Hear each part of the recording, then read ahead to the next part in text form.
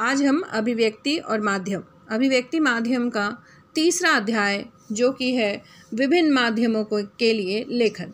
तो इस अध्याय से जुड़े कुछ इम्पॉर्टेंट टॉपिक्स या कुछ खास महत्वपूर्ण प्रश्न उत्तर मैं आज आपको समझाऊंगी जो आपके सीबीएसई बोर्ड एग्ज़ाम में पूछे जाते हैं, प्री बोर्ड में पूछे जाते हैं, अर्धवार्षिक, वार्षिक में पूछे जाते हैं।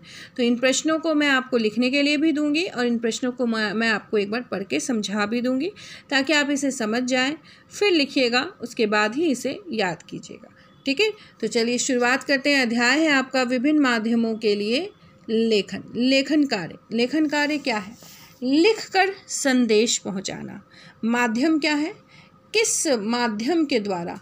फ़ोन के द्वारा, रेडियो के द्वारा, अखबार के द्वारा या टीवी के द्वारा आप तक इन्फॉर्मेशंस या फिर कोई भी समाचार सूचना पहुंचाई जाती है। ठीक है, जनसंचार माध्यम। सबसे पहला प्रश्न इसमें पूछा जाएगा कि जनसंचार माध्यम से आप क्या समझते हैं? Mass communication. अधिक संख्य यानी बहुत सारे संख्या के लोगों के साथ जब एक ही वक्त में संचार करने की प्रक्रिया होती है तो उसको जनसंचार कहते हैं। संचार करना यानी कि संप्रेषण करना, कोई भी खबर, सूचना को एक इंसान जब दूसरे इंसान तक पहुंचाता है तो उसे संचार करना कहते हैं। परंतु यहाँ एक साथ बहुत सारे लोगों को संचार किया जाता है किसी भी समाचार या सूचना को, इसीलिए इसे जनसंचार कहते हैं। ठीक है, बहुत सारे लोगों को एक साथ। अब इनका माध्यम क्या है? जनसंचार के माध्यम को हम कैसे समझेंगे? अखबार, रेडियो, टीवी, इंटरनेट, सिनेमा आदि ये सभी क्या है? जनसंचार के माध्यम है। इनके द्वारा बहुत सारी खबरें एक ही समय में बहुत सारे लोगों तक पहुंचाई जाती है। इसके संदेशों की जो प्रकृति होती है वो सार्वजनिक होती है, मतलब इसे प्राइवेसी में नहीं रखा जाता, इसे पब्लिकली रखा जाता है। ये सभी के लिए होती है। इसकी प्रकृति कैसी होती है? सार्वजनिक, जो सभी लोगों को दी जाए। प्रिंट माध्यम। किसी सूचना या संदेश को लिखित माध्यम में एक स्थान से जब दूसरे स्थान पर पहुंचाया जाता है तो उसे प्रिंट माध्यम कहते हैं। यानी कि लिखित रूप में कोई सूचना पहुंचाना, चाहे वो लेटर हो, चाहे वो मैगजीन हो, चाहे वो फैक्स हो। ठीक है, आगे प्रिंट माध्यम कहलाता है। प्रिंट मीडिया के माध्यम समाचार पत्र और पत्रिका ये इसके उदाहरण हैं। ठीक है, एक स्थान से दूसरे स्थान पर जब पहुंचाने में प्रिंट माध्यम का बहुत बड़ा योगदान होता है। किसी भी सूचना को प्रिंट माध्यम एक स्थान से दूसरे स्थान तक पहुंचाता है। और माध्यम क्या क्या कहलाता है?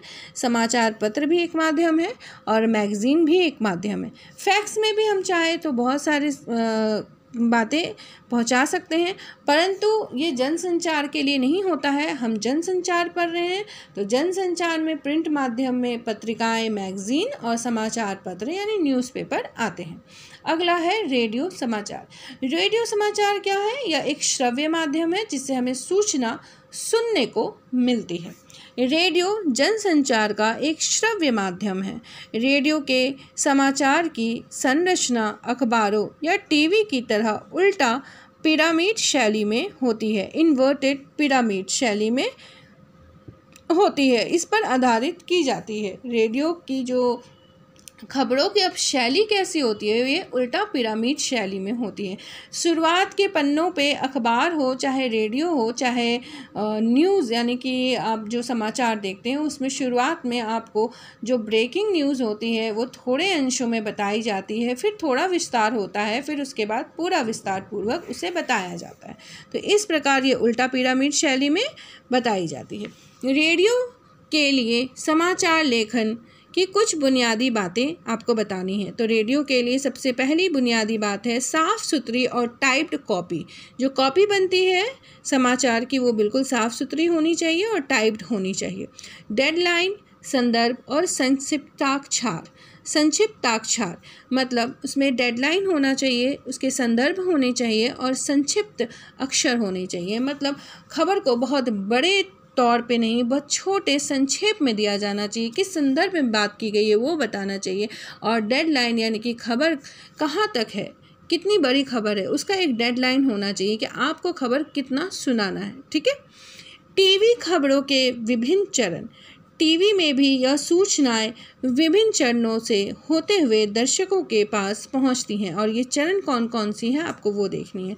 टीवी में जब हम खबर देखते हैं ना, तो वो खबर भी हमें विभिन्न चरण में होते हुए पहुंचती है। पहला है फ्लैश या ब्रेकिंग न्यूज़, फिर ड्राई एंकर, फिर phone in, anchor visual, anchor byte, live, anchor package. तो ये विभिन्न चरणों से होते हुए खबर जो है वो आप तक पहुंचती है। अगला है इंटरनेट। इंटरनेट क्या है? इंटरनेट पत्रकारिता, ऑनलाइन पत्रकारिता, साइबर पत्रकारिता या फिर वेब पत्रकारिता, ये जितने भी हैं सब ऑनलाइन आपको देखने को मिलते हैं। तो इंटरनेट ने तो रिसर्च या शोध का काम बेहद आसान कर दिया है। इंटरनेट एक टूल है, अर्थात औजार है, जिसे आप सूचना, मनोरंजन, ज्ञान और व्यक्तिगत तथा सार्वजनिक संवादों के आदान प्रदान के लिए प्रयोग कर सकते हैं। इंटरनेट क्या है? एक प्रकार का टूल है जिसके माध्यम से हम मनोरंजन, ज्ञान या फिर पर्सनल लाइफ या फिर किसी के साथ संवाद या सार्वजनिक संवाद करने के लिए सूचनाएं, बातें या फिर कोई भी प्रकार की खबर का आदान प्रदान कर सकते हैं। ठीक है, गूगल भी इसके अंतर्गत आता है, जिससे आप बहुत सारी बातें पूछते हैं।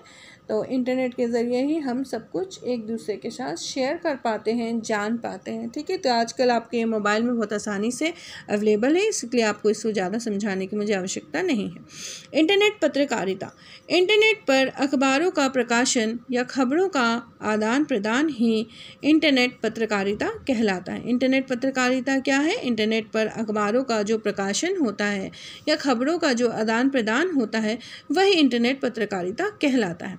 जनसंचार के माध्यमों की खूबियाँ और खामियाँ। सबसे पहले हम खूबियाँ देखेंगे। प्रिंट, पढ़ने व सोचने का अवसर मिलता है। लिखित भाषा का विस्तार होता है किसमें? प्रिंट में। रेडियो सबसे सस्ता माध्यम है, अनपढ़ और पढ़े लिखे सभी इसे सुन सकते हैं। टीवी, तस्वीरों से जीवंतता का आभास होता है, सब कुछ लाइव लगता है। लाइव प्रोग्राम भी देख सकते हैं हम इसमें, हर तरह के लोग इसमें कार्यक्रम देख सकते हैं व सुन सकते हैं। अब आ जाते हैं खामियां। प्रिंट, अनपढ़ के लिए प्रिंट माध्यम किसी काम के नहीं होते, तुरंत घटी घटनाओं संचालित नहीं कर सकते हैं। इस तरह से अनपढ़ इसे देख नहीं सकते, और जो बिल्कुल तुरंत घटना घटी है वो हम इसमें नहीं छाप सकते। एक दिन के बाद ही आप समझ लीजिए खबर आप तक पहुंचेगी। रेडियो, अधिक लंबे कार्यक्रम नहीं बनाए जा सकते हैं क्योंकि ये सुनने में असहनीय होते हैं और ये उबाऊपन भी हो जाते हैं। कार्यक्रमों की जो प्रतीक्षा है वो करनी पड़ती है, तुरंत आपको कार्यक्रम नहीं मिल सकते हैं, आपको वेट करना ही पड़ता है। टीवी, दृश्य व श्रव्य में संतुलन बनाना बहुत मुश्किल होता है। मतलब जो सीन्स आप देख रहे हैं उसकी जो लिपसिंग होती है, जो सुनने का जो आप काम करते हो, तो वो लिपसिंग जो कर रहा है वो उसमें थोड़ी सी दिक्कत आती है, उसका संतुलन जो है बनाना मुश्किल भी होता है। भाषा का विस्तार इसमें कम हो जाता है और समय की बहुत सीमा होती है। इंटरनेट, खुद को हमेशा अपडेट करने की लत लग जाती है, जिसके कारण बुरे परिणाम सामने आते हैं और लोग अपने अन्य कामों से कट रहे हैं और सारा समय वो इंटरनेट में बिताना चाहते हैं। समय की इसमें कोई सीमा नहीं है। ये सबसे बड़ी खामी है इंटरनेट की, कि लोग इंटरनेट से जुड़ने की वजह से बाकी सब चीज़ों से अलग हो जाते हैं। इंटरनेट की खूबियाँ क्या है? सूचनाओं का विस्तृत भंडार मिलता है, आप कुछ भी सर्च कर सकते हैं इंटरनेट में। दृश्य व प्रिंट दोनों ही माध्यम का फ़ायदा मिलता है आपको इसमें। चैटिंग का सबसे सस्ता स्रोत होता है। ठीक है, अगला है पत्रकारीय लेखन। यह आपके अध्याय 4 में दिया गया है। पत्रकारीय लेखन के विभिन्न रूप और लेखन प्रक्रिया। तो पत्रकारीय लेखन क्या है? अखबार अथवा अन्य समाचार माध्यमों में काम करने वाले जो पत्रकार हैं, वो अपने पाठकों, दर्शकों और श्रोताओं तक सूचनाएं पहुंचाने के लिए लेखन के विभिन्न रूपों का प्रयोग करते हैं। इसे ही पत्रकारीय लेखन कहते हैं। तो पत्रकार क्या करते हैं? माध्यमों का प्रयोग करते हैं, लेखन का प्रयोग करते हैं, इसे पत्रकारीय लेखन कहते हैं, तभी हम तक सूचनाएं पहुंचती हैं। पत्रकार कितने प्रकार के होते हैं? पूर्णकालिक, अंशकालिक और फ्रीलांसर पत्रकार 3 प्रकार के होते हैं। समाचार कैसे लिखा जाता है? समाचार लेखन विशेष शैली में लिखा जाता है जिसे उल्टा पिरामिड शैली कहते हैं। किसी भी घटना के महत्वपूर्ण तथ्य पहले पैराग्राफ में फिर उससे कम इस तरह से लिखे जाते हैं। तो पहले होता है इंट्रो या मुखड़ा, और फिर होती है बॉडी, इसके बाद है समापन। विशेष रिपोर्ट कैसे लिखी जाती है? अब आपको मैं ये एक बार बता दूं, ये आगे के जो टॉपिक्स हैं मैं पूरे नहीं क्लियर कर रही हूँ क्योंकि ये ज़रूरी है। अभी आपको सिर्फ एक प्रश्न इसमें से क्लियर कर देती हूँ, बाकी मैं आपको अगले वीडियो में करूँगी। विशेष रिपोर्टों को तैयार करने के लिए किसी घटना, समस्या या मुद्दे की जो गहरी छानबीन होती है उसी को विशेष रिपोर्ट कहते हैं, या विशेष रिपोर्ट वैसे ही करके लिखते हैं। जब गहरी छानबीन होती है तब विशेष रिपोर्ट तैयार की जाती है। इससे संबंधित महत्वपूर्ण तथ्यों को इकट्ठा कर तथ्यों का विश्लेषण भी किया जाता है। उसके द्वारा जो परिणाम और प्रभाव और कारणों को स्पष्ट किया जाता है।